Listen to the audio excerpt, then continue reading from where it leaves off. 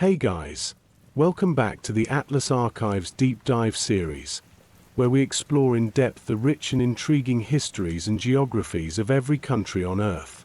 Tonight's episode covers Afghanistan, a country often called the crossroads of Central and South Asia. With towering mountains, sweeping deserts, and fertile valleys, Afghanistan's landscapes have shaped both its culture and its destiny for thousands of years. In this episode, we'll take a calm, steady journey through the geography, history, and cultural identity of Afghanistan. From the mighty Hindu Kush mountains to the ancient Silk Road trade routes, from empires that rose and fell to the resilience of the Afghan people, this is a story of endurance, tradition, and transformation. So, settle in, get comfortable, and let's ease into tonight's deep dive into Afghanistan. Imagine standing at the edge of the world, where the earth itself seems to have been folded and refolded by some cosmic hand. Before you stretches a landscape that has witnessed the rise and fall of empires, the passage of countless caravans, and the dreams of civilizations that dared to bridge the gap between East and West. This is Afghanistan, a land where geography has become destiny, where the very mountains and valleys have shaped the course of human history for over 3 millennia. The name itself carries whispers of ancient journeys. Afghanistan, the land of the Afghans, sits at the heart of what we might call the world's great crossroads, though this crossroads was carved not by human hands, but by the patient work of geological forces that began their sculpting some 50 million years ago. When the Indian subcontinent, drifting northward through ancient seas, collided with the Eurasian landmass, the impact created not just mountains, but corridors of possibility. At the center of this geological drama rises the Hindu Kush, a name that first appears on maps dating to around 1000 CE, though the mountains themselves are far, far older. The Hindu Kush stretches like a great stone spine across the heart of Afghanistan, running roughly 500 miles from east to west, and reaching widths of up to 150 miles in places. These are not merely barriers, they are the great watershed of Central Asia, gathering snowmelt that feeds the rivers and oases that have sustained life across these lands for millennia. The mountains create a natural architecture of human possibility. Picture the Hindu Kush not as an obstacle, but as a vast staircase, with each valley, each pass, each river confluence offering a different pathway between the great civilizations of antiquity. To the south lay the riches of India, with its spices, textiles, and philosophical traditions. To the north stretched the steppes of Central Asia, home to nomadic peoples who moved like wind across the grasslands, carrying with them ideas, technologies, and trade goods. To the east beckoned China, with its silk and porcelain, its bureaucratic innovations and artistic refinements. And to the west lay Persia, with its administrative genius and its synthesis of cultures from the Mediterranean to the Indus. This geographic positioning made Afghanistan inevitable as a crossroads, but it also made it something more, a laboratory where cultures met, mingled, and created something entirely new. The landscape itself encouraged this synthesis. The region's varied altitudes create multiple climate zones within relatively small areas. The high passes remain snow-covered for much of the year, creating natural seasonal rhythms for travel and trade. The valleys offer fertile ground for agriculture, fed by snow melt from the peaks above. The mineral wealth hidden in the mountain foothills, copper, gold, precious stones, provided additional incentive for settlement and trade. Archaeological evidence suggests that urbanization in this region may have begun as early as 3000 BCE, with settlements taking advantage of the natural convergence of trade routes. The ancient kingdom of Gandhara emerged in the region between the Hindu Kush and the Sulayman Mountains, establishing patterns of cultural synthesis that would echo through the centuries. Gandhara's location was no accident. It controlled key passes through the mountains, making it both wealthy from trade and strategically crucial for any empire seeking to control the flow of goods and ideas between India and Central Asia.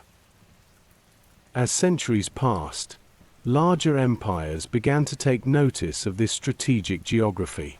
The Persian Achaemenid Empire, at its height stretching from the Mediterranean to the Indus River, understood that control of the Hindu Kush passes was essential to maintaining their vast domain. The region that would become Afghanistan was divided into satrapies, administrative provinces that acknowledged Persian overlordship while retaining significant local autonomy. This pattern of distant imperial control tempered by local independence would prove remarkably persistent throughout Afghan history. The Persians brought more than just administrative systems to the region. They introduced Zoroastrianism, with its emphasis on the cosmic struggle between light and darkness, good and evil.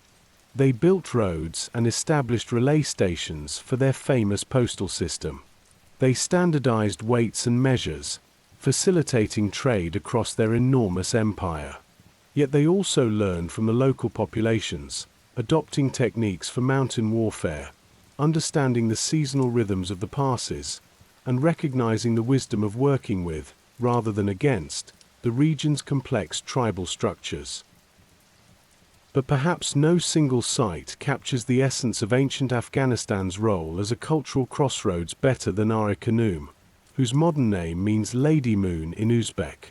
Located in what is now northern Afghanistan, at the confluence of the Amu Darya, the classical Oxus River, and the Kokcha River, Ar-e-Khanum represents one of history's most remarkable experiments in cultural fusion. Founded in the 4th century BCE, likely during or shortly after Alexander the Great's campaigns in the region, Ar-e-Khanum was a Greek city in Afghanistan, not just a military outpost or trading station, but a full-fledged polis, complete with gymnasium, theatre, and philosophical schools. The city's original Greek name has been lost to time, but its archaeological remains tell a story of remarkable cultural synthesis that would have profound implications for the development of Afghanistan's identity. Imagine walking through the streets of this ancient city around 250 BCE, at the height of the Greco-Bactrian kingdom. The architecture would have been recognizably Greek, colonnaded courtyards, marble statues, buildings designed according to classical proportions. Yet the inhabitants would have included not just Greek colonists and their descendants, but Bactrians, Indians, nomadic peoples from the steppes, and merchants from across the known world. The languages you might have heard would include Greek, Persian, various local languages, and the tongues of traders from China and India. The city's location was carefully chosen. Situated in the Oxus Valley, it had access to rich agricultural lands that could support a substantial urban population.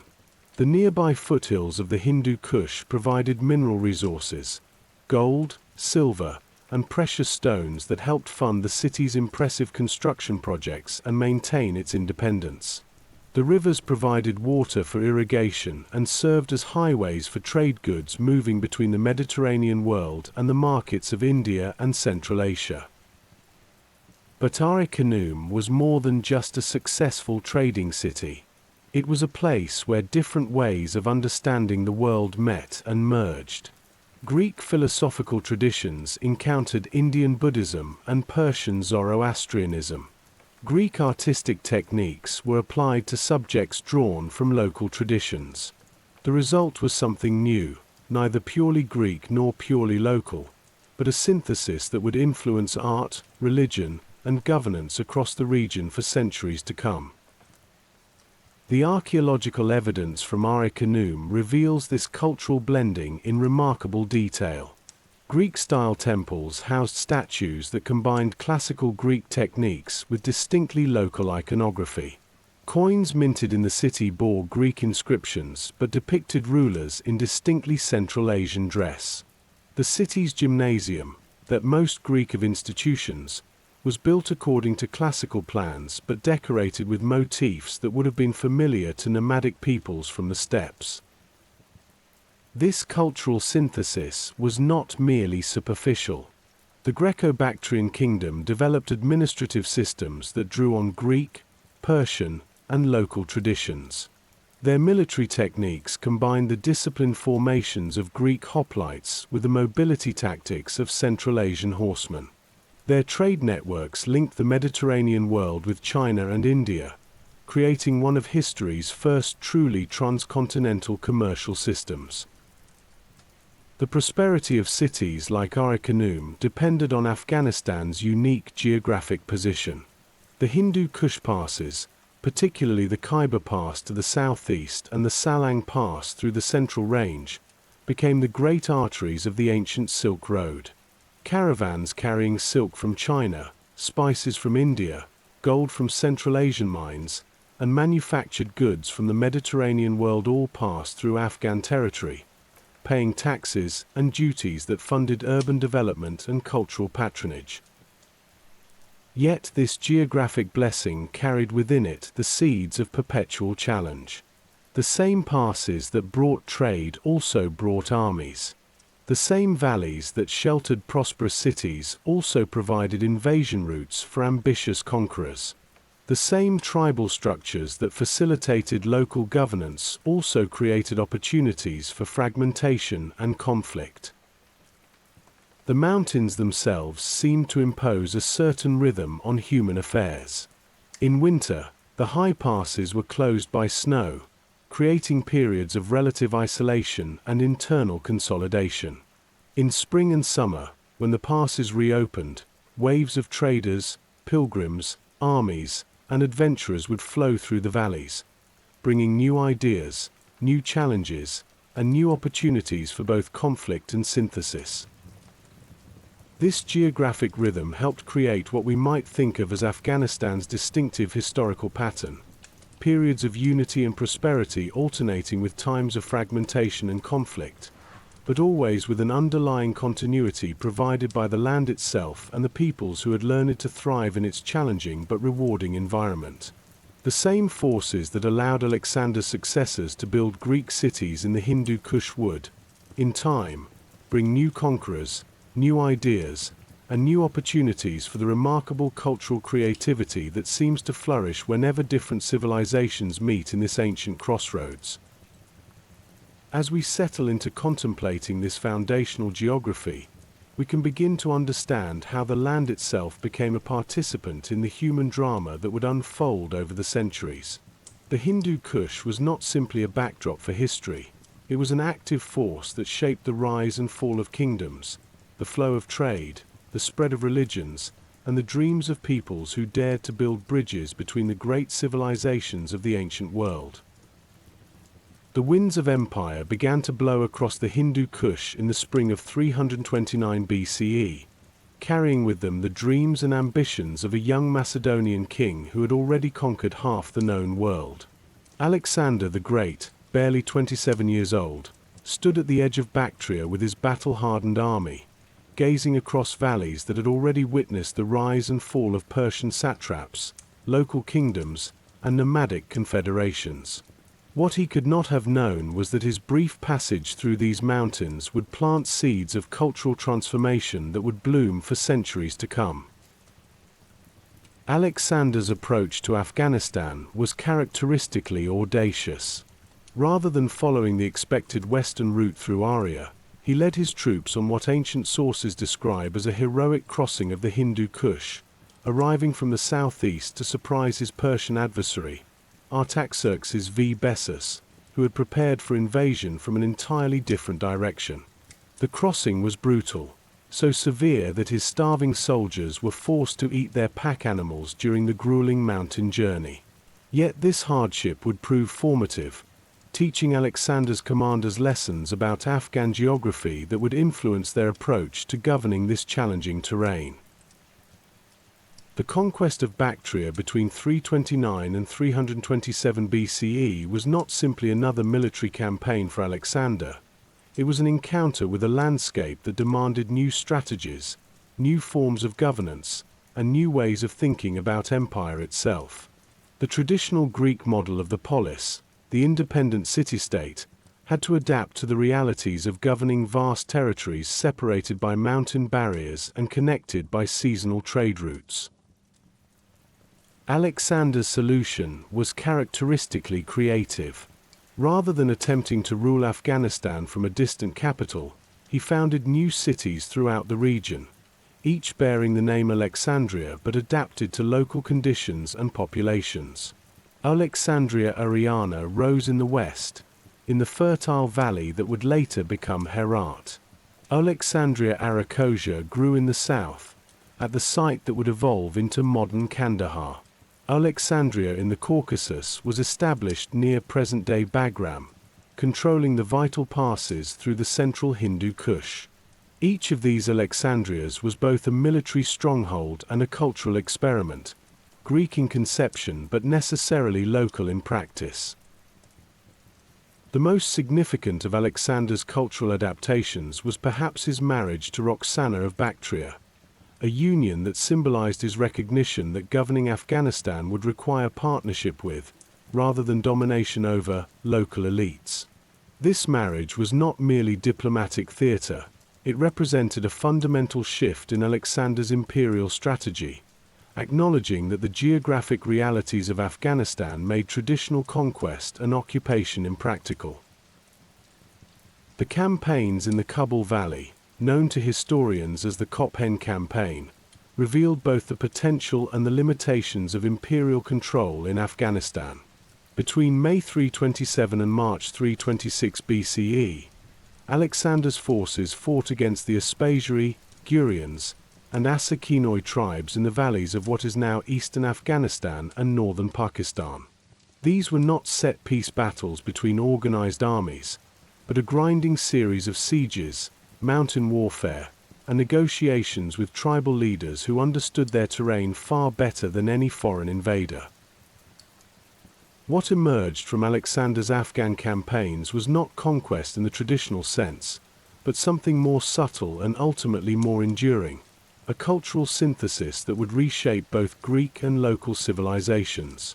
The Hellenistic influence that Alexander left behind was not imposed from above, but grew organically from the practical necessities of governing a mountainous crossroads where different peoples, languages, and traditions necessarily had to coexist. After Alexander's death in 323 BCE, his vast empire fragmented among his generals, but in Afghanistan, this fragmentation created opportunities rather than chaos. The region became part of the Seleucid Empire, ruled from distant Babylon, but this distant rule paradoxically allowed for greater local autonomy and cultural experimentation. The Greek settlers who remained in Afghanistan were far from their Mediterranean homeland, surrounded by Persian, Bactrian, and Indian populations, and they necessarily had to create new forms of identity and community. This cultural creativity reached its flowering under the Greco-Bactrian kingdom, which emerged around 250 BCE when the Seleucid satrap Diodotus I declared independence and established what would become one of history's most remarkable fusion civilizations. The kingdom stretched from the Parthian territories in the west to the Indus River Valley in the east, controlling the great trade routes that connected the Mediterranean world with India and Central Asia. Cities like Arecanum became laboratories of cultural innovation, but they were not alone. Archaeological evidence reveals a network of Hellenistic cities across northern Afghanistan, each adapting Greek urban planning to local conditions and local needs. These cities featured the characteristic institutions of Greek civilization, gymnasia, theaters, councils of citizens, but they housed populations that spoke multiple languages, worshipped diverse gods, and created art that blended classical Greek techniques with distinctly Central Asian sensibilities. The coinage of the Greco-Bactrian kings tells a particularly compelling story of cultural adaptation. Early coins followed purely Greek models, with inscriptions in Greek and portraits that would have been familiar to citizens of Athens or Alexandria. But as generations passed, the coins began to incorporate local elements. Rulers depicted in Central Asian dress, inscriptions in local languages, symbols drawn from Persian and Indian traditions. The evolution of these coins mirrors the evolution of Greco-Bactrian culture itself, becoming something that was neither purely Greek nor purely local, but genuinely new.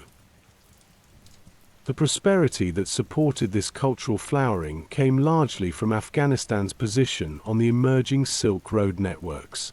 The Greco-Bactrian kings controlled the mountain passes that connected China with the Mediterranean world, and they used the wealth from trade taxes and duties to fund impressive urban development projects, maintain professional armies, and patronize arts and learning.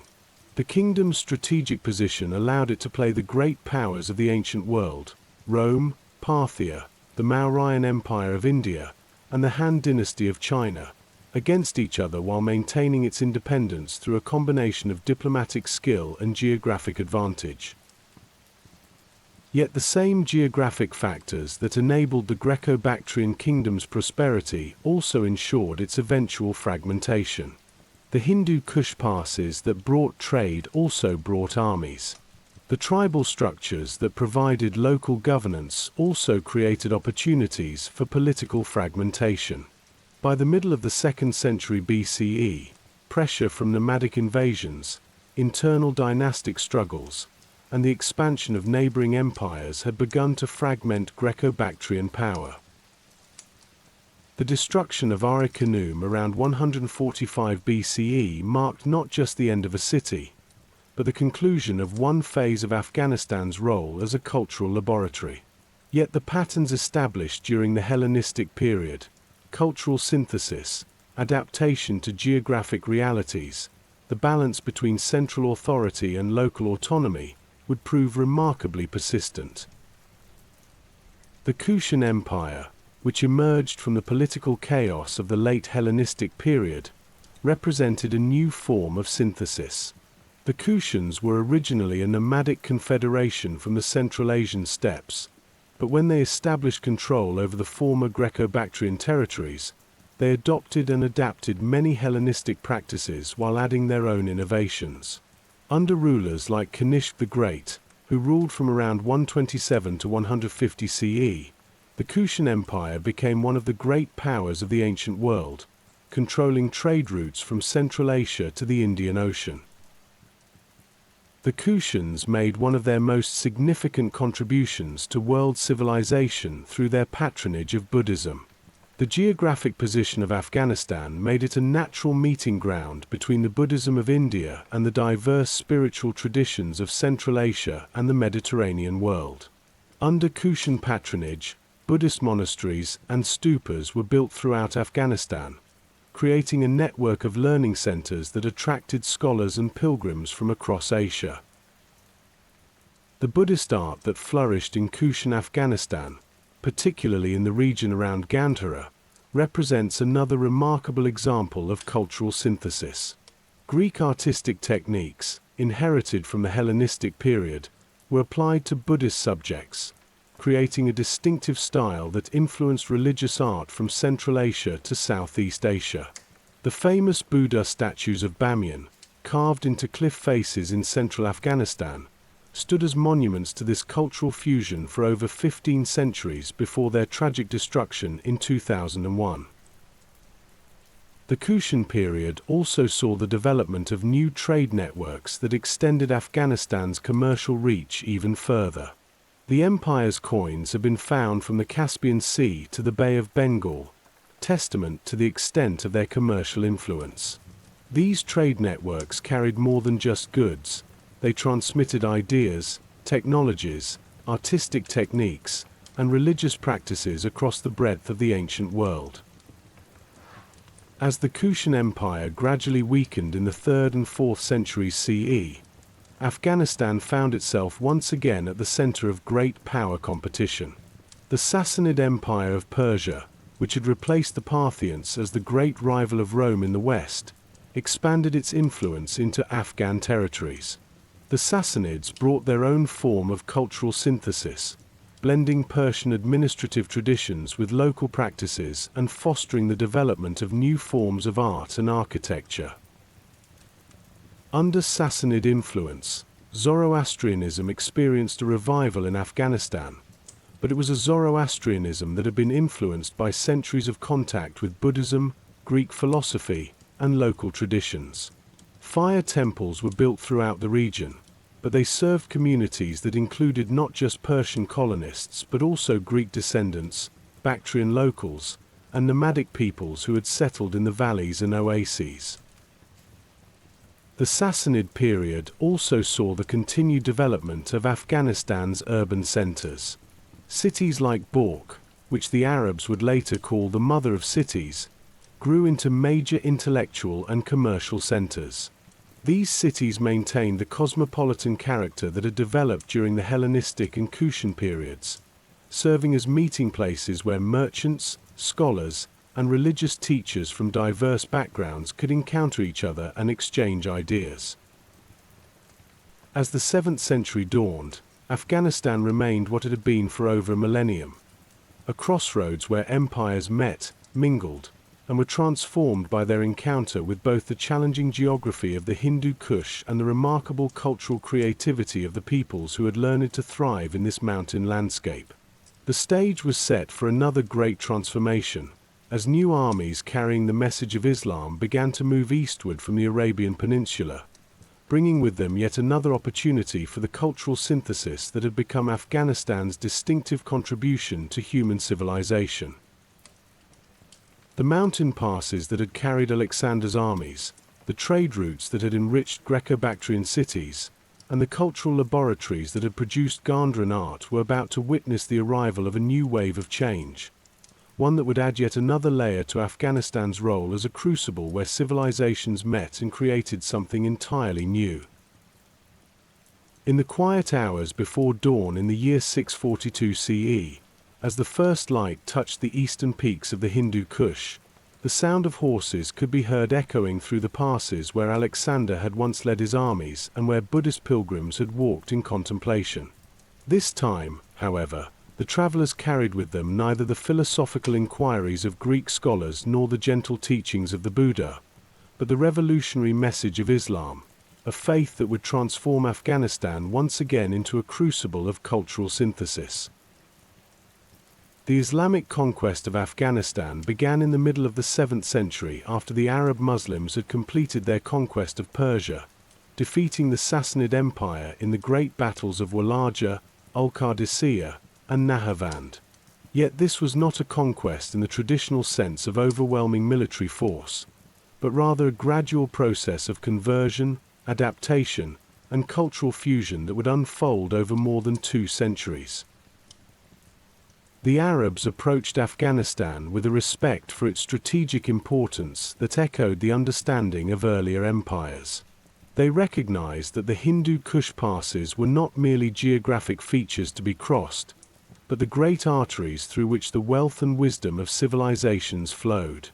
The established trade routes that had enriched Greco-Bactrian cities and supported Kushan cultural patronage now became the highways along which Islamic armies, merchants, and scholars moved eastward toward the great prize of India.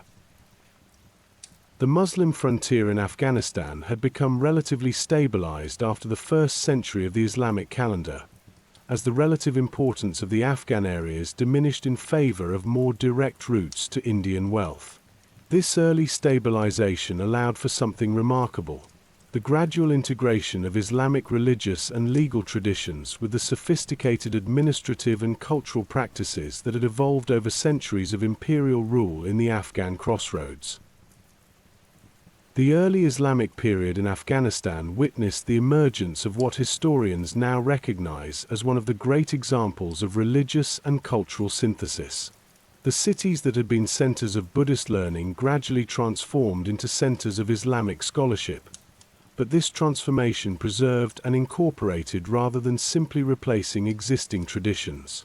The architectural techniques that had created the great Buddhist monuments of Bamyan were adapted to create mosques and madrasas. The administrative systems that had allowed diverse populations to coexist under Persian and Kushan rule were refined to accommodate the requirements of Islamic governance. Perhaps nowhere was this synthesis more evident than in the treatment of existing religious communities. Unlike the often violent religious transformations that occurred in other regions during this period, the Islamic conquest of Afghanistan generally proceeded through a process of gradual conversion and accommodation. Buddhist monasteries were sometimes converted to Islamic institutions of learning, but the transition often preserved existing scholarly traditions and incorporated them into Islamic intellectual frameworks. This pattern of cultural adaptation reached its most magnificent expression under the Ghaznavid Empire, which emerged in the late 10th century as one of the great powers of the medieval Islamic world. Abu al-Qasim Mahmud ibn Sabuktigin, known as Mahmud of Ghazni, ruled the Ghaznavid Empire from 998 to 1030 CE, transforming his kingdom into an extensive military empire that extended from northwestern Iran to the Punjab. The Ghaznavid capital at Ghazni, modern Ghazni in southeastern Afghanistan, became something unprecedented in the medieval world, a city that combined the military efficiency of a frontier empire with the cultural sophistication of the great Islamic centers of Baghdad and Cordoba. Mahmud transformed Ghazna into a cultural center that attracted scholars, artists, and intellectuals from across the Islamic world and beyond. Picture Ghazni at the height of Mahmud's reign, around the year 1020 CE. The city's location in the strategic Ghazni Valley, controlling the passes between the Afghan highlands and the Indian subcontinent, made it naturally wealthy from trade taxes and tribute. But Mahmud used this wealth in ways that revealed the continuing influence of Afghanistan's role as a cultural laboratory.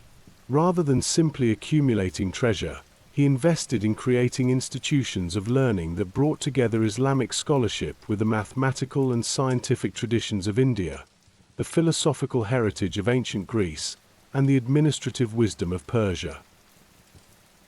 The Ghaznavid court became home to some of the greatest figures of medieval Islamic culture.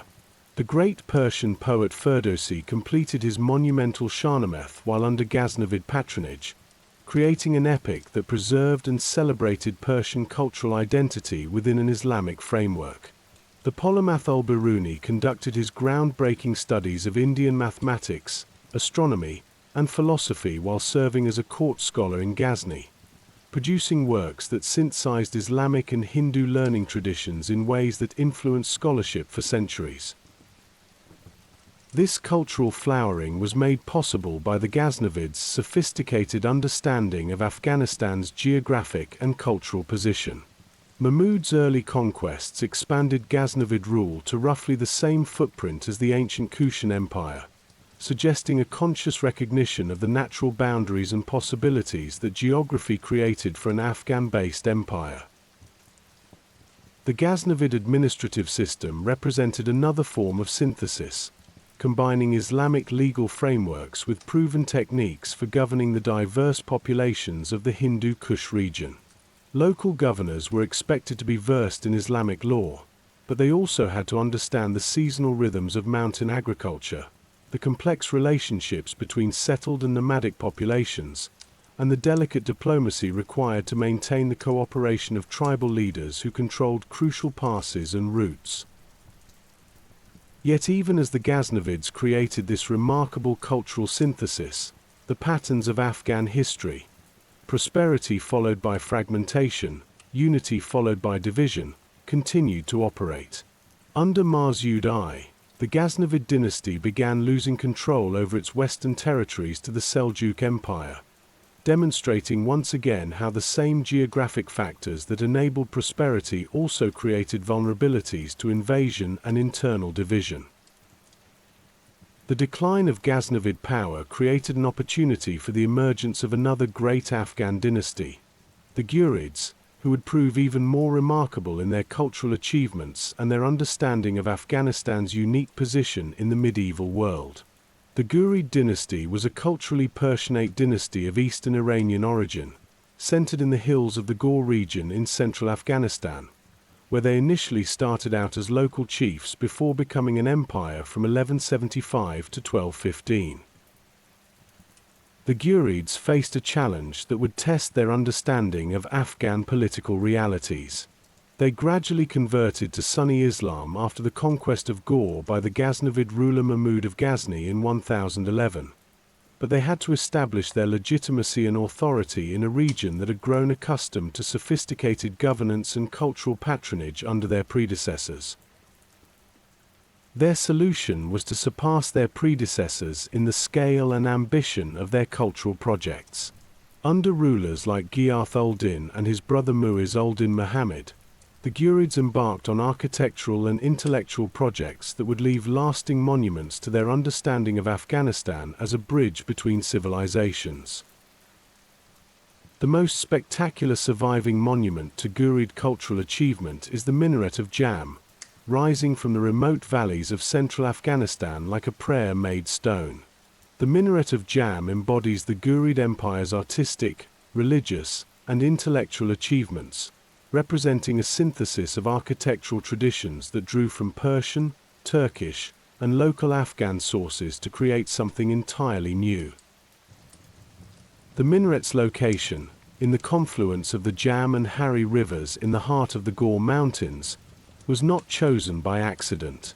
Like Ara-Khanum before it, Jam was positioned to control strategic routes through the Afghan highlands, but it was also designed to serve as a symbol of the Ghurid understanding of Afghanistan's cultural mission. The intricate geometric patterns that decorate the minaret's brick surfaces incorporated mathematical principles derived from Islamic scholarship, artistic techniques inherited from Persian craftsmen, and local aesthetic traditions that had evolved over centuries of cultural synthesis. The Ghurids also understood the importance of urban development in maintaining their empire's prosperity and influence. They established or expanded cities throughout their territory, creating a network of administrative and cultural centers that could maintain communication and coordination across the challenging terrain of the Afghan mountains. These cities became centers of learning where Islamic scholarship flourished alongside the practical sciences, engineering, metallurgy, agriculture, that were essential for managing an empire based in mountainous terrain. The Ghurid approach to governance reflected the same synthesis that characterized their architecture and cultural patronage.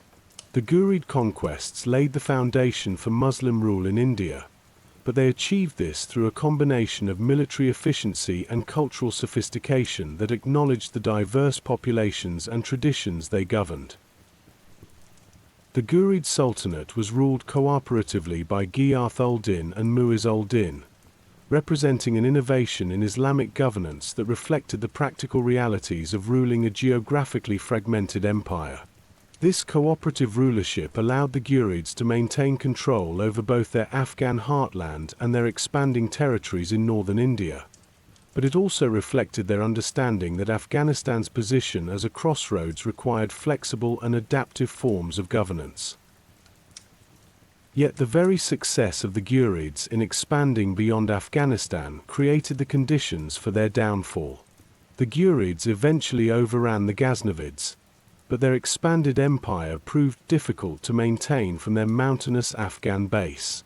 Internal disputes over succession, pressure from nomadic invasions, and the administrative challenges of governing territories that stretched from Central Asia to the Indian Ocean gradually weakened their control.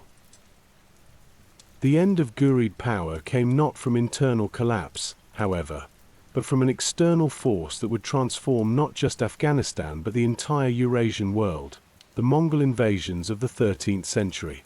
The Mongols invaded Afghanistan in 1221, having defeated the Khwarezmian armies, bringing with them a form of warfare and a scale of destruction that the Afghan highlands had never experienced. The Mongol invasion represented a fundamental challenge to the patterns of cultural synthesis that had characterized Afghan history for over a millennium.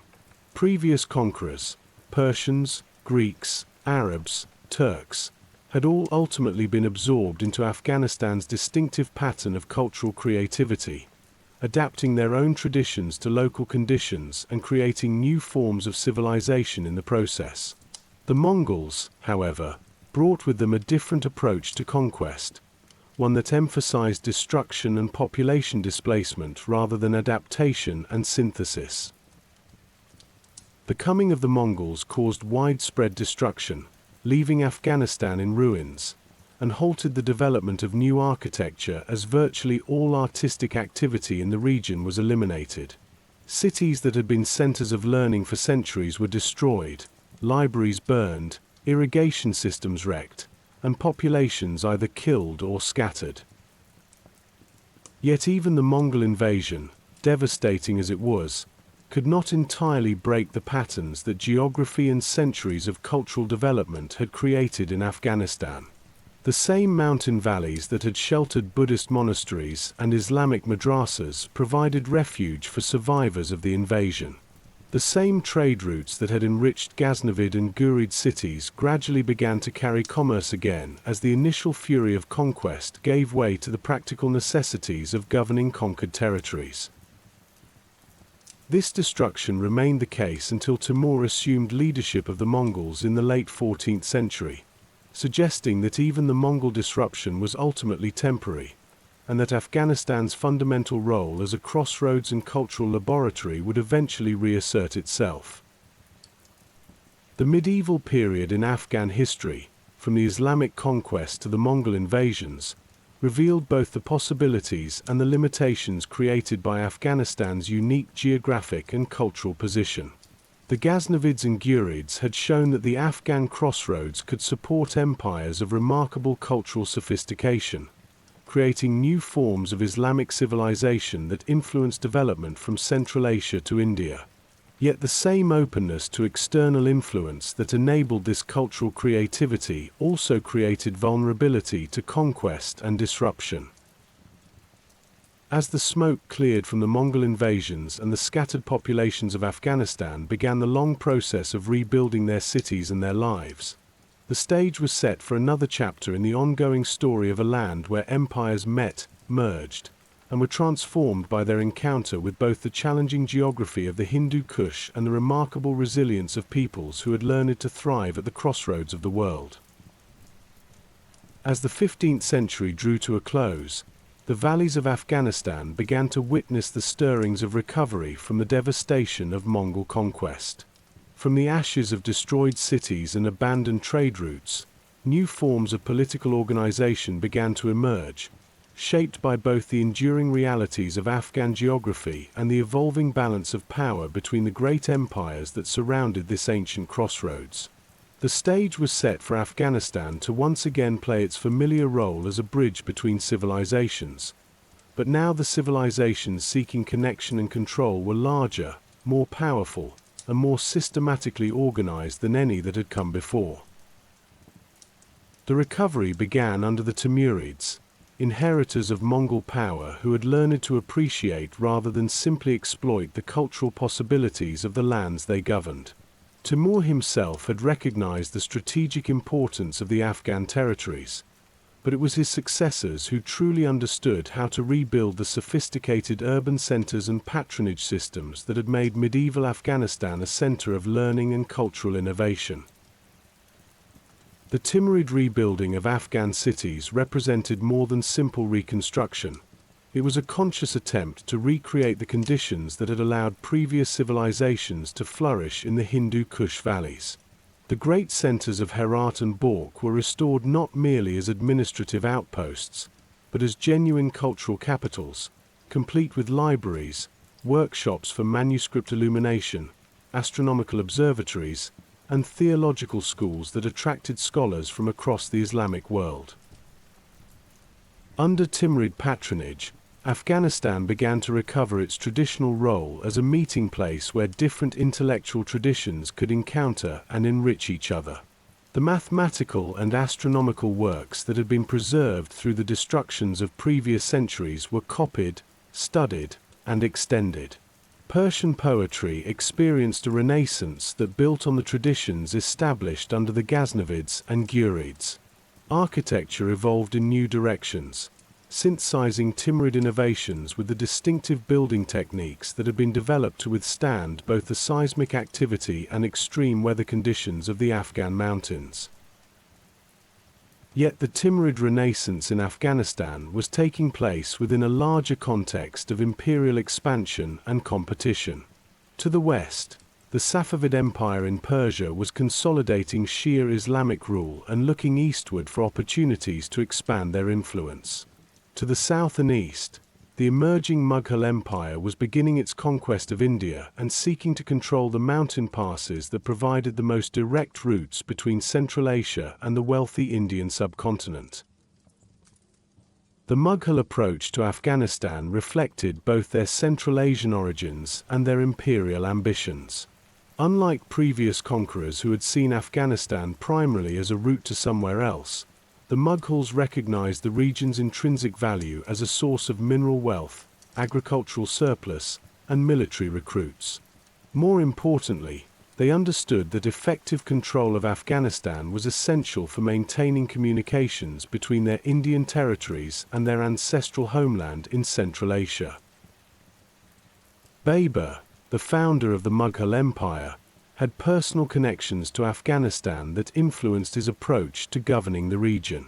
His memoirs, written in the early 16th century, reveal a leader who had genuinely fallen in love with the landscapes and peoples of Afghanistan, describing the gardens of Kabul with the affection of someone who found in them a perfect synthesis of natural beauty and human cultivation.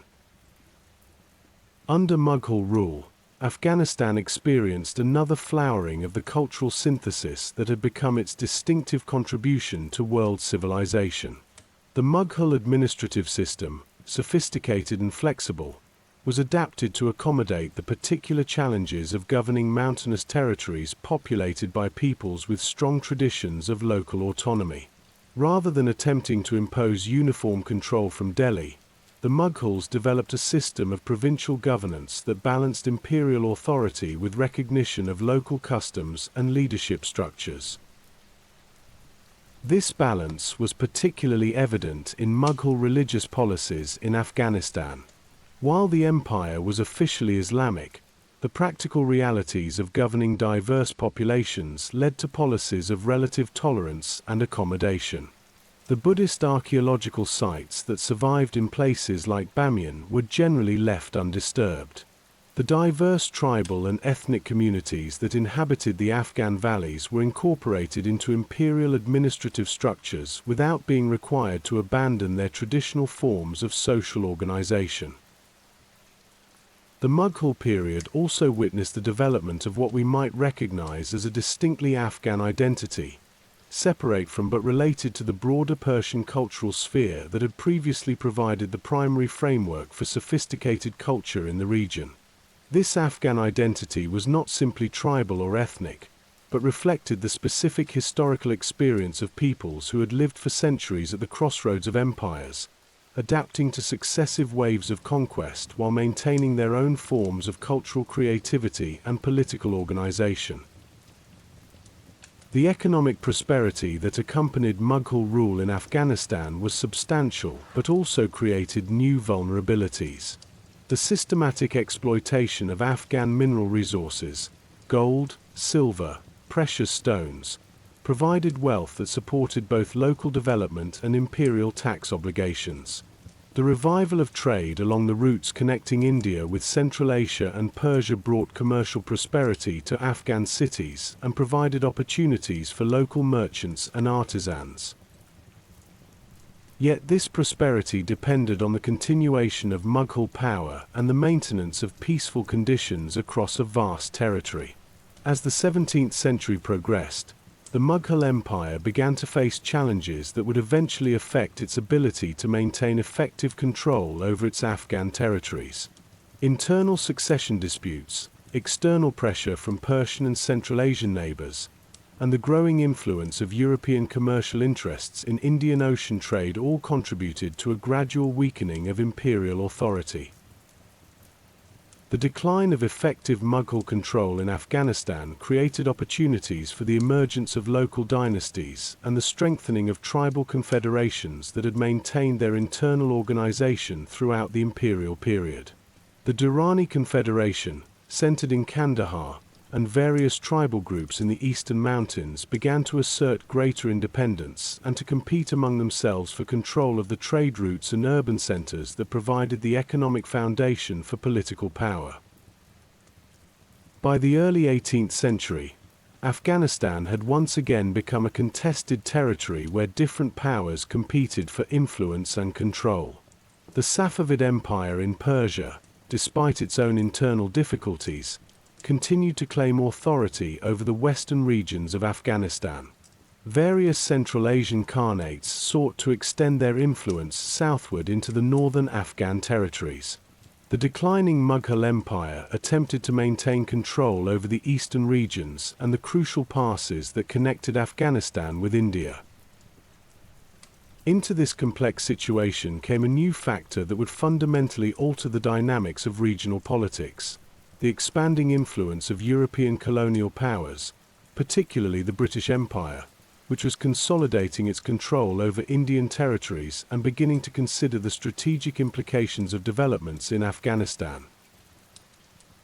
The British approach to Afghanistan was fundamentally different from that of previous powers who had sought to control the region. Rather than viewing Afghanistan primarily as a territory to be conquered and governed directly, the British initially saw it as a buffer zone that needed to be managed to protect their Indian territories from potential Russian expansion southward. This strategic perspective was shaped by what historians call the Great Game, the competition between the British and Russian empires for influence in Central Asia during the 19th century. From a British perspective, Afghanistan occupied a crucial position in this competition. Russian expansion into Central Asia, if extended southward through Afghanistan, could potentially threaten the security of British India. Therefore, British policy toward Afghanistan focused on preventing Russian influence rather than establishing direct British control. The first major test of this policy came in the 1830s, when British intelligence reports suggested that Russian agents were gaining influence at the court of Dost Muhammad Khan, the Emir of Kabul. The British response would demonstrate both the strategic importance they attached to Afghanistan and their fundamental misunderstanding of the geographic and political realities that govern success or failure in the Hindu Kush. The First Anglo-Afghan War, which began in 1839, represented the first systematic attempt by a European power to impose direct control over Afghanistan. The British plan was ambitious in scope but naive in its assumptions about Afghan political dynamics. Rather than working with Dost Muhammad, who had actually shown willingness to cooperate with British interests, the British decided to restore Shah Shuja, a former ruler who had been in exile for decades and had little popular support within Afghanistan. The British invasion force that crossed into Afghanistan in early 1839 was one of the largest military expeditions ever mounted on the northwestern frontier of India. The Army of the Indus, as it was officially designated, included British regiments, Indian sepoy battalions, and a vast logistical train designed to support a campaign in mountainous territory far from established supply bases. The expedition was a marvel of early 19th century military organization, complete with detailed maps, diplomatic agreements with tribal leaders along the invasion routes, and comprehensive plans for establishing British influence throughout Afghanistan. Picture this enormous military machine winding its way through the passes of the Hindu Kush in the spring of 1839. The geographical challenges that had confronted Alexander, defeated Mongol armies, and shaped the rise and fall of Afghan empires for over 2 millennia had not disappeared. The same narrow defiles that could be blocked by small forces of determined defenders, the same seasonal variations that made supply difficult during winter months, the same complex relationships between settled populations and nomadic tribes.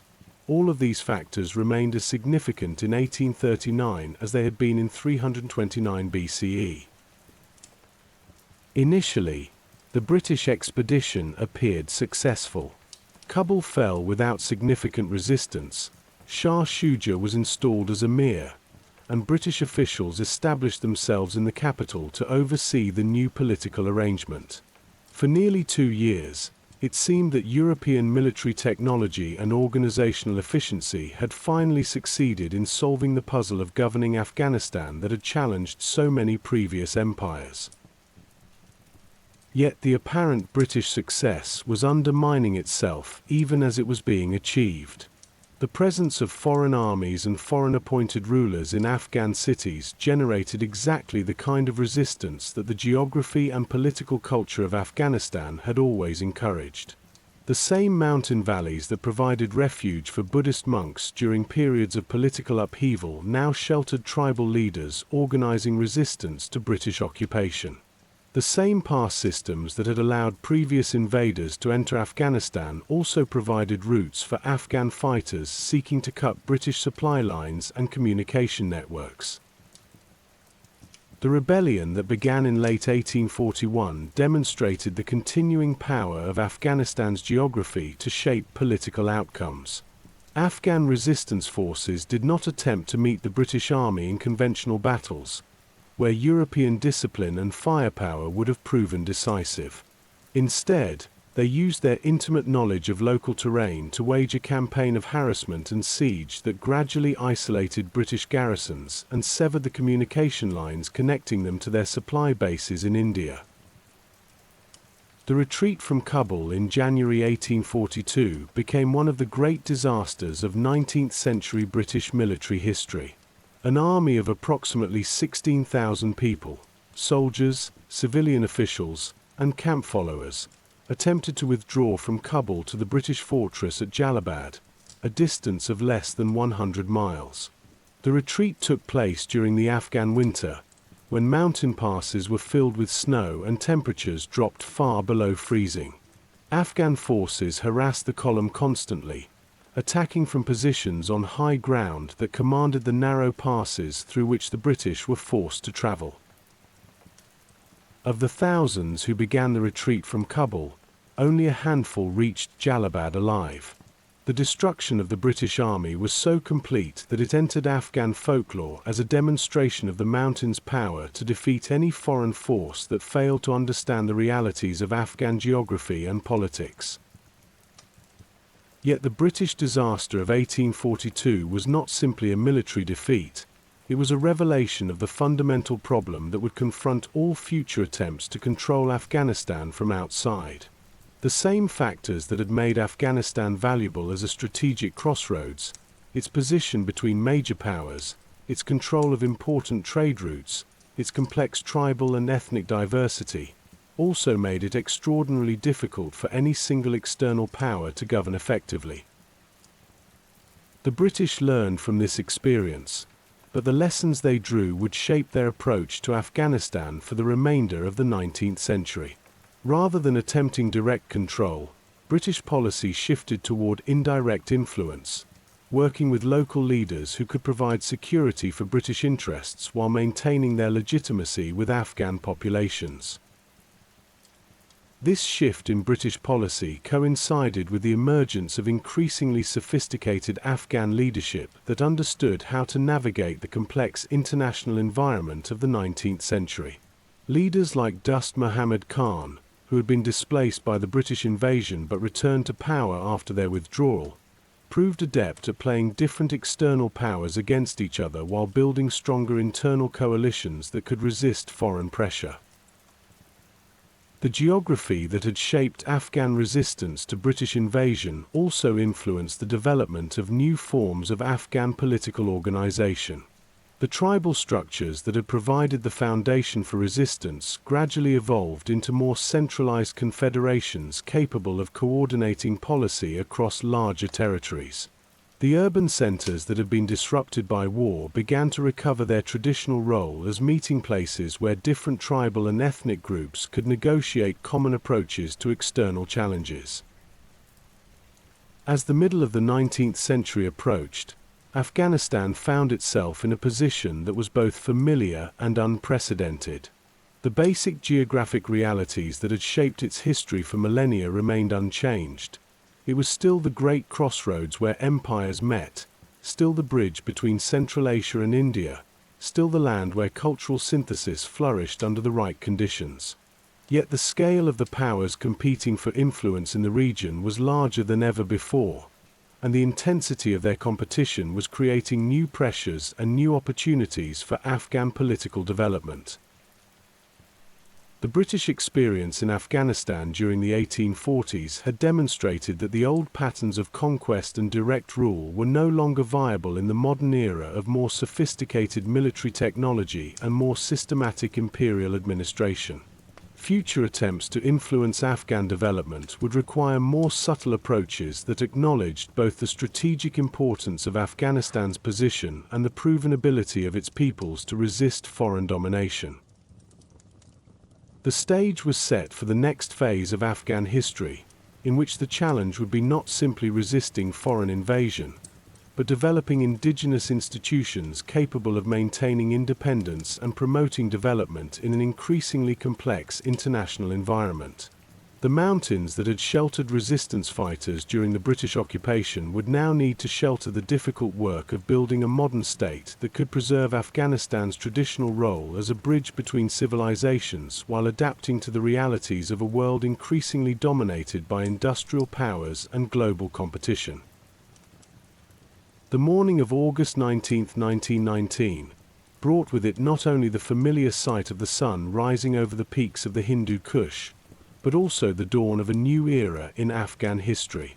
On that day, Emir Amanullah Khan signed the Treaty of Rawalpindi, formally ending the Third Anglo-Afghan War and securing Afghanistan's complete independence from British influence. For the first time since the ancient Kushan Empire, Afghanistan would be free to chart its own course through the complexities of international relations, unburdened by the competing demands of external powers seeking to control its strategic position. Amanullah Khan was not content merely to preserve Afghanistan's traditional role as a buffer between empires. The monarchy was established in 1926 as a successor state to the Emirate of Afghanistan, proclaimed by its first king, Amanullah Khan, 7 years after he acceded to the throne. Amanullah declared Afghanistan a monarchy, rather than an emirate, and proclaimed himself king, launching a series of modernization plans that would attempt to transform his ancient kingdom into a modern nation-state capable of thriving in the 20th century. Amanullah's modernization program was breathtaking in its scope and ambition. Drawing inspiration from the reforms of Ataturk in Turkey and Reza Shah in Iran, he envisioned an Afghanistan that would combine the best of Western technology and administrative methods with the cultural traditions that had sustained Afghan civilization for millennia. The reforms touched every aspect of Afghan life: education, law, social customs, economic development, and international relations. Picture the Afghanistan of the early 1920s as Amanullah's reforms began to take effect. In Kabul, European-style schools were opened where boys and girls studied together, learning not only traditional Islamic subjects but also modern mathematics, science, and languages. Telegraph lines connected the capital to provincial centers, allowing for more efficient communication across the challenging terrain of the Hindu Kush. Roads were improved to facilitate trade and administration. A new legal code replaced traditional Islamic law in many areas, establishing courts that followed Western legal procedures.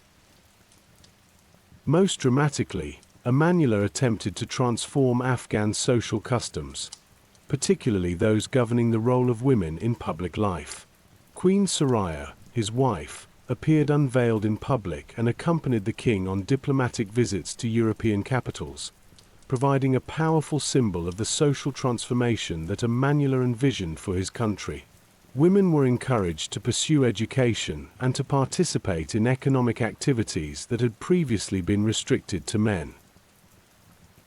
Yet Amanullah's reforms, however well-intentioned, faced the same challenge that had confronted previous rulers who attempted to impose rapid change on Afghan society.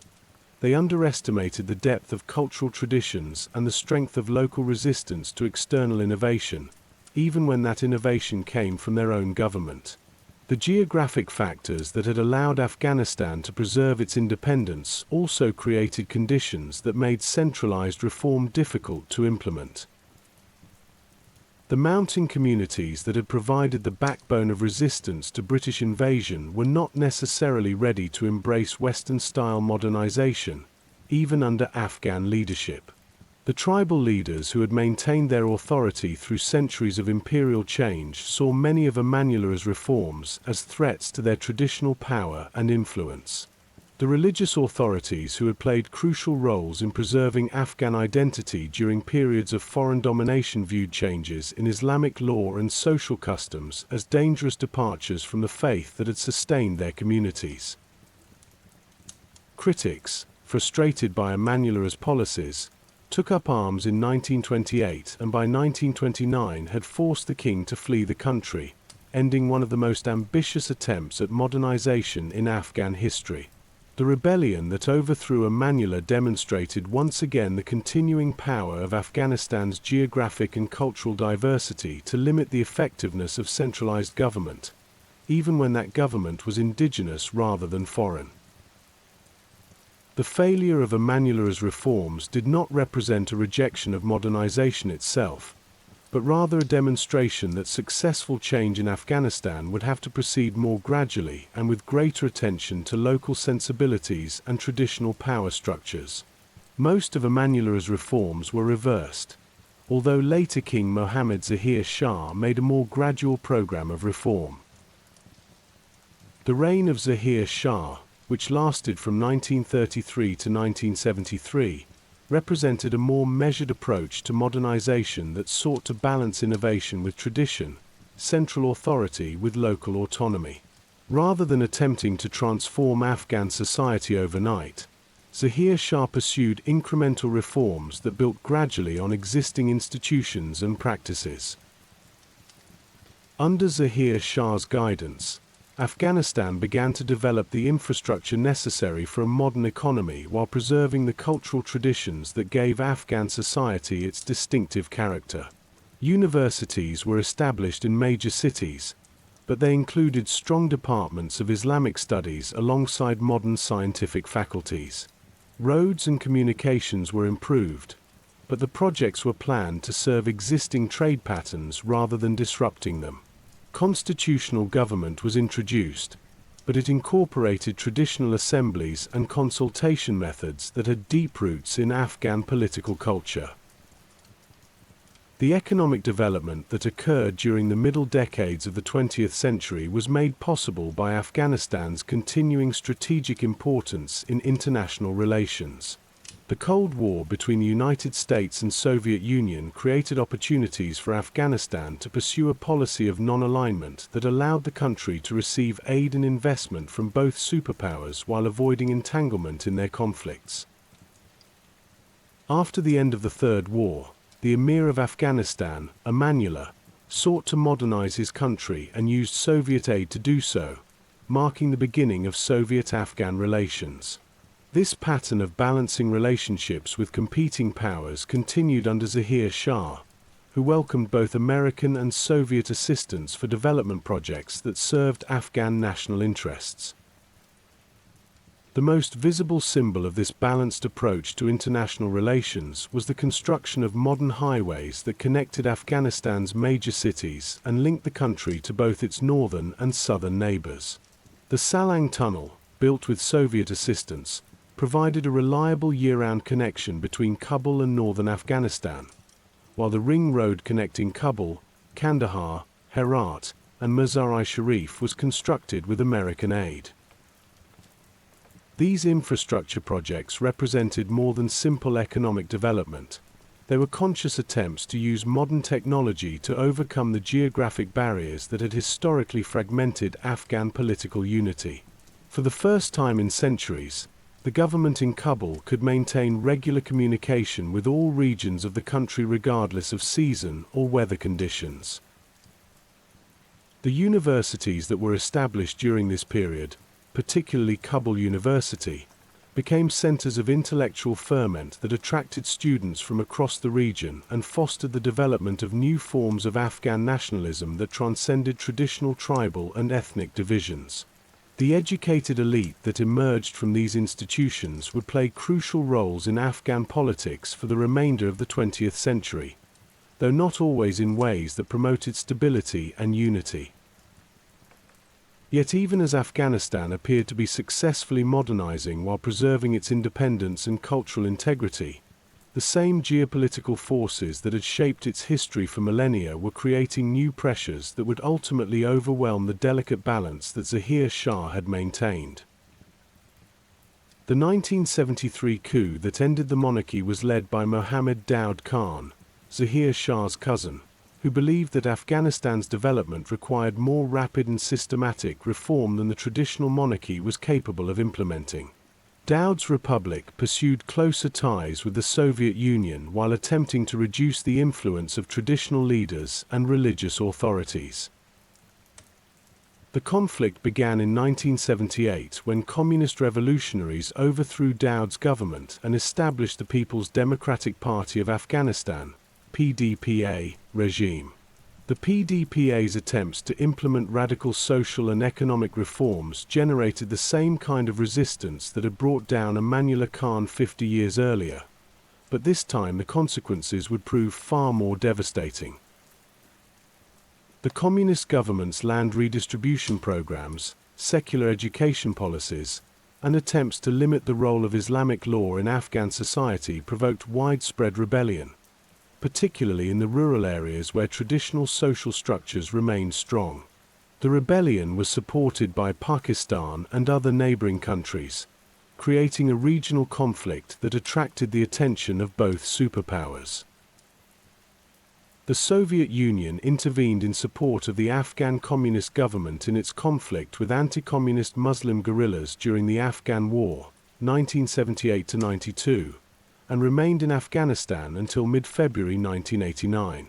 At the end of December 1979, the Soviet Union sent thousands of troops into Afghanistan and immediately assumed complete military and political control of Kabul and large portions of the country. The Soviet invasion of Afghanistan marked the beginning of a conflict that would demonstrate once again the power of Afghan geography to frustrate the ambitions of foreign powers. The Soviet-Afghan War took place in the Democratic Republic of Afghanistan from December 1979 to February 1989, marking the beginning of the 46-year-long Afghan conflict, with the Soviet Union and the Afghan military fighting against the rebelling Afghan Mujahideen, aided by Pakistan. The Mujahideen resistance utilized the same geographic advantages that had enabled previous generations of Afghans to resist foreign occupation. The mountain valleys provided secure bases for guerrilla operations. The complex tribal networks that had preserved local autonomy throughout centuries of imperial rule now provided organizational structures for coordinated resistance. The harsh climate and difficult terrain that had defeated British armies in the 19th century proved equally challenging for Soviet forces equipped with modern military technology. The majority of the Mujahideen's support came from Pakistan, the United States, as part of Operation Cyclone, the United Kingdom, China, Iran, and the Arab states of the Persian Gulf, in addition to a large influx of foreign fighters.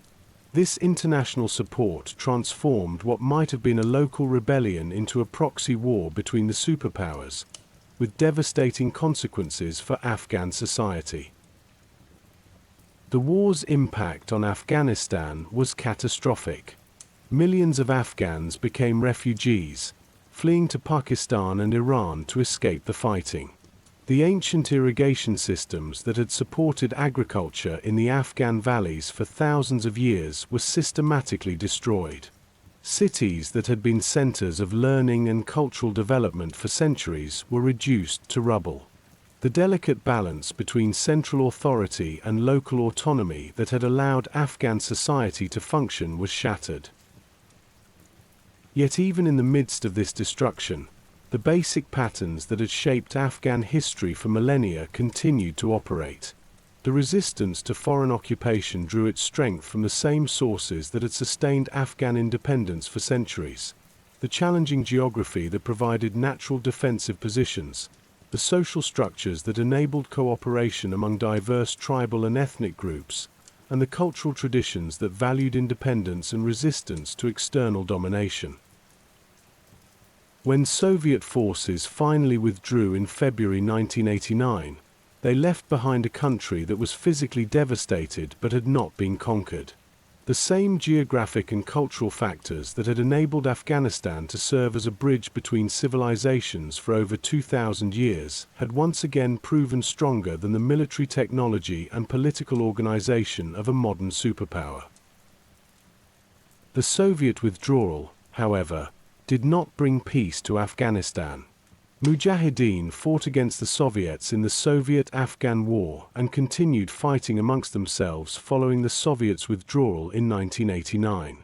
The weapons and organizational structures that had been developed to fight foreign occupation were now turned toward internal conflict, as different Mujahideen groups competed for control of the state apparatus and the opportunity to define Afghanistan's future. The civil war that followed the Soviet withdrawal demonstrated that while Afghanistan's geography and culture provided effective tools for resisting foreign domination, they also created challenges for establishing stable internal government. The same mountains that sheltered resistance fighters could also shelter competing factions. The same tribal and ethnic diversity that had enriched Afghan culture for centuries could also provide bases for political fragmentation. As the 20th century drew to a close, Afghanistan faced a challenge that was both familiar and unprecedented. The basic geographic and cultural realities that had shaped its history remained unchanged, but the scale and intensity of modern warfare had created levels of destruction that previous conflicts had not achieved. The task of rebuilding Afghan institutions and preserving Afghanistan's traditional role as a bridge between civilizations would require wisdom and patience that drew on all the lessons of the country's long and complex history. In the gathering dusk of September 1996, as the last light faded from the peaks of the Hindu Kush, pickup trucks filled with young men carrying rifles entered the streets of Kabul. These were the Taliban. Their name derived from the Pashto word for students, and their arrival marked the beginning of the most austere and isolationist period in Afghanistan's long history as a crossroads between civilizations. The movement's founding nucleus was composed of peasant farmers and men studying in Islamic schools, many of them refugees from the devastating conflicts that had torn Afghan society apart for nearly 2 decades. The Taliban was a Sunni Islamist nationalist and pro-Pashtun movement founded in the early 1990s that ruled most of Afghanistan from 1996 until October 2001. Their rise to power emerged directly from the chaos and destruction that had followed the Soviet withdrawal, as war-weary populations throughout Afghanistan sought any form of governance that could provide basic security and stability. During its brutal rule from 1996 to 2001, the Taliban oppressed women, massacred ethnic and religious minorities, and banned TV and music. The religious zealots controlled every aspect of life, forcing men to pray and grow beards and women to cover from head to toe.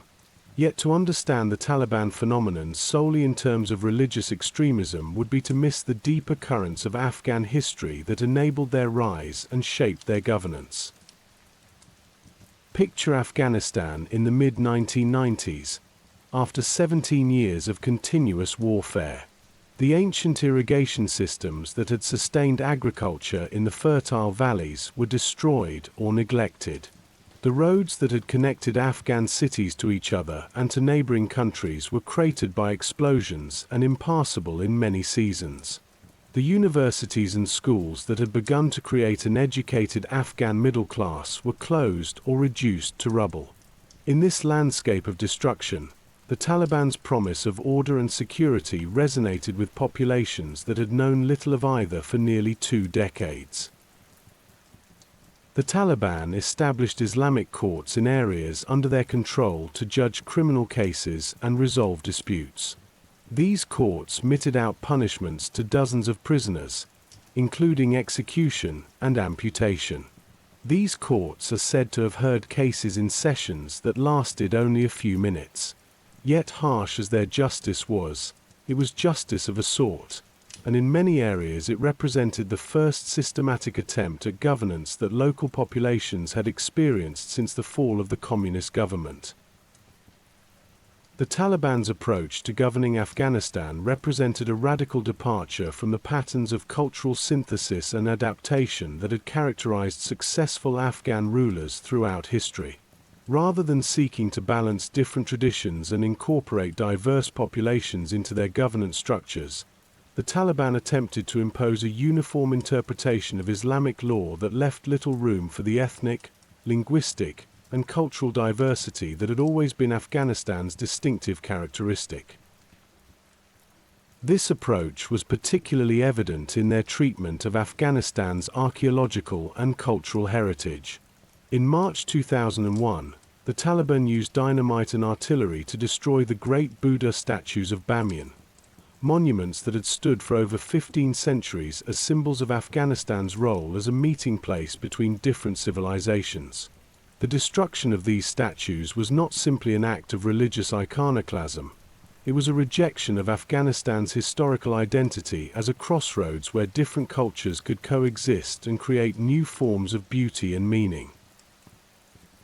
Yet even at the height of Taliban control, the geographic and economic realities that had shaped Afghanistan for millennia continued to operate. The country's position between South Asia, Central Asia, and the Middle East made complete isolation impossible. Trade continued to flow through the traditional routes, though under more restrictive conditions. The mountain valleys that had sheltered resistance movements throughout Afghan history now provided bases for opposition forces that maintained alternative visions of Afghanistan's future. The Taliban's alliance with al-Qaeda brought to Afghanistan a form of international attention that the movement's leaders had not anticipated and were not prepared to manage.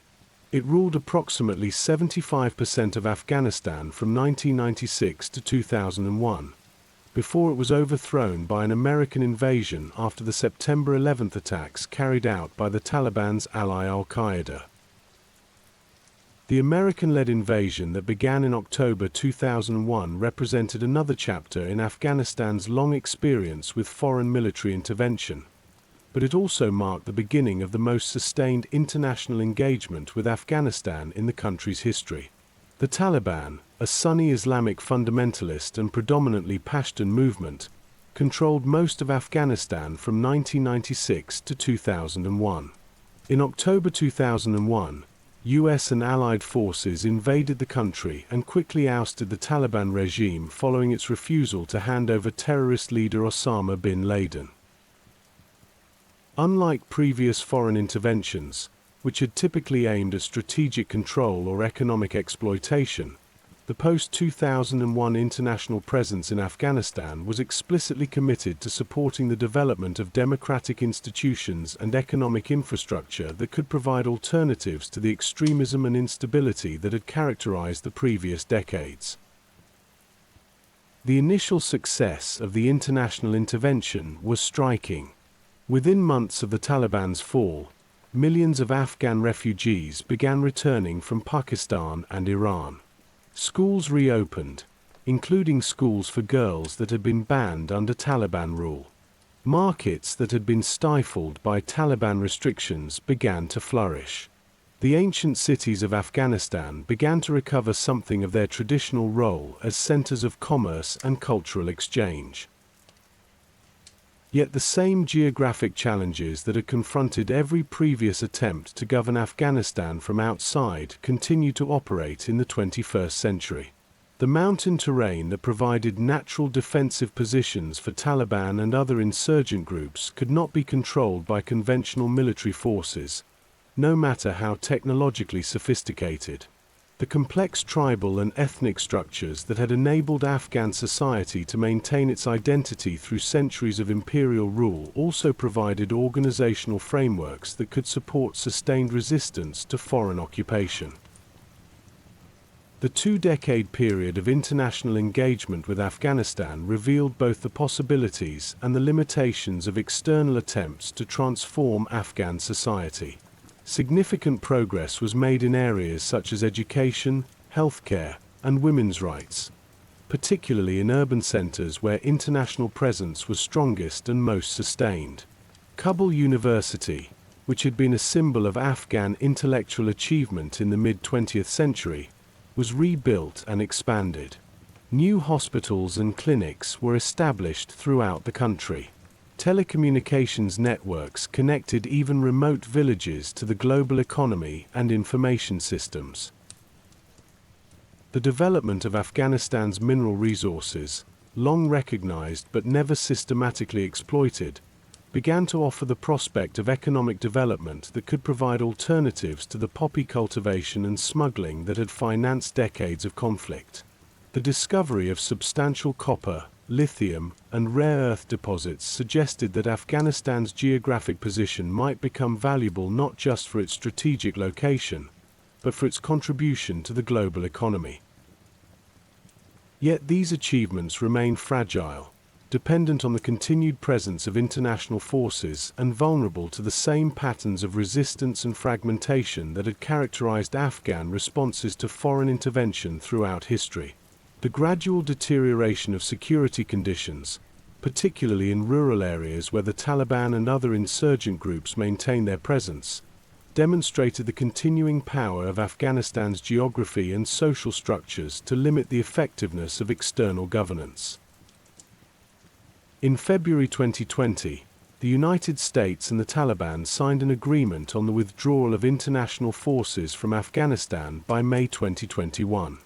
In April 2021, NATO foreign and defense ministers decided to withdraw all Allied troops from Afghanistan within a few months. The Taliban surged back to power 2 decades after US-led forces toppled their regime in what led to the United States' longest war. The Taliban returned to power in Afghanistan in 2021, 20 years after their ouster by US troops. Under their harsh rule, they have increasingly cracked down on women's rights and neglected basic services. Following a 20-year insurgency and the departure of coalition forces, the Taliban recaptured Kabul in August 2021, completing one of the most dramatic political transformations in recent history. The speed and completeness of the Taliban's return to power demonstrated once again the continuing relevance of the geographic and social factors that have shaped Afghan political development for over 2 millennia. The same mountain sanctuaries that had sheltered resistance movements against British and Soviet occupation provided bases for Taliban operations during the years of international presence. The same tribal and ethnic networks that had enabled previous Afghan societies to maintain their coherence during periods of external pressure provided organizational structures that proved more durable than the institutions created with international support. Yet the Afghanistan to which the Taliban returned in 2021 was different in important ways from the country they had governed in the 1990s. 2 decades of international engagement had created new forms of education, communication, and economic activity that could not simply be erased by political change. Afghanistan has changed, post-2001 generation on prospects of peace with Taliban. A generation had grown up with access to global information networks, educational opportunities, and economic possibilities that provided alternatives to the isolation and extremism that had characterized the earlier Taliban period. The challenge facing contemporary Afghanistan is how to balance the cultural and religious values that provide the foundation for social cohesion with the practical necessities of governing a country whose geographic position makes isolation impossible and whose economic development requires engagement with global markets and technologies.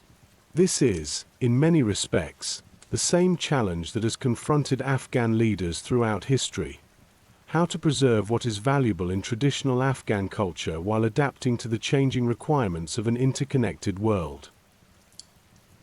The geographic realities that have shaped Afghan development for millennia remain unchanged. The Hindu Kush still forms the great watershed that divides Central Asia from South Asia. The passes that have carried trade and armies for over 3,000 years continue to serve as conduits between different regions and civilizations. The mineral wealth that lies beneath Afghanistan's mountains represents the same kind of strategic resource that made the country valuable to ancient empires. What has changed is the scale and intensity of global interconnection. The isolation that allowed previous Afghan societies to develop their distinctive forms of cultural synthesis at their own pace is no longer possible in a world where economic, environmental, and security challenges require international cooperation. The tribal and ethnic diversity that has been a source of Afghan cultural creativity for centuries now exists within a global context where local conflicts can have regional and international implications. The ancient cities of Afghanistan, Kabul, Herat, Mazar-i-Sharif, Kandahar, continue to serve their traditional roles as meeting places where different peoples, languages, and traditions encounter each other. The bazaars that have facilitated trade for centuries continue to operate, though they now deal in goods and services that connect Afghanistan to global supply chains and markets. The madrasas and universities that have preserved and transmitted knowledge for generations continue their educational mission, though they now must engage with forms of information and communication that transcend national and cultural boundaries. As we contemplate Afghanistan's position in the early 21st century, we can see the continuing operation of the same forces that have shaped its development throughout history. The geographic advantages that made it valuable as a crossroads between civilizations continue to provide opportunities for economic development and cultural exchange. The challenging terrain and complex social structures that have enabled Afghan peoples to maintain their independence continue to provide resources for adapting to external pressures while preserving essential elements of their cultural identity. The future of Afghanistan will depend, as it has throughout history, on the ability of its peoples and leaders to find ways of balancing continuity with change, tradition with innovation, local identity with global engagement. The mountains that have sheltered Afghan culture for millennia remain, as do the valleys that have nurtured Afghan agriculture and the passes that have connected Afghan communities to the wider world. In the end, Afghanistan remains what it has always been, a land where geography and human creativity combine to create possibilities for both tremendous achievement and devastating conflict. A crossroads where the great currents of world civilization continue to meet, mingle, and create new forms of human community that draw their strength from both ancient wisdom and contemporary innovation. The story continues, as it has for over 3,000 years, in the valleys and peaks of the Hindu Kush, where the enduring patterns of human adaptation, resistance, and creativity continue to unfold under the same stars that have guided travelers and dreamers along these ancient routes since the dawn of recorded history.